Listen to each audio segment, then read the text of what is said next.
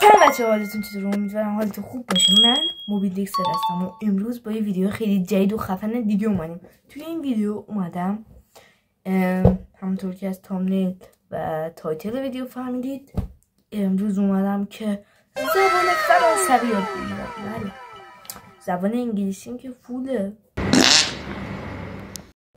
ولی زبان فرانسوی خیلی دوست داشتم که میگن از 15 سال به بالا میشه ثبت نام کرد تو صفحه‌ای که خودم میرم و انگلیسی یاد میگیرم. ولی رفتم خودم توی اینترنت حروفش رو یاد گرفتم که خیلی شبیه انگلیسیه، تلفظاشون هم تقریبا همونه.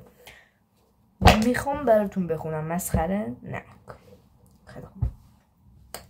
اول انگلیسی: A B C D E F G H I J K L M N O P Q R S T U V W X Y and Z. همین.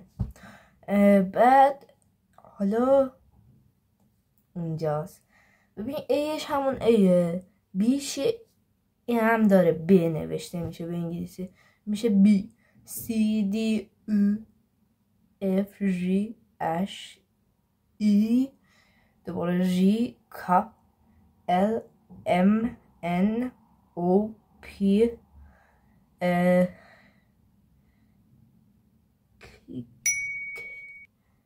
ککو کی کیکو کیکو اخ S T U V W میشه W X Y و Z. حالا براتون میذارم. و اینکه اگرم حالا یه جایی رو سراغ داشتید لطفا بهم بگید و لهجه‌م اگه بلدید بگید که خوبه یا نه.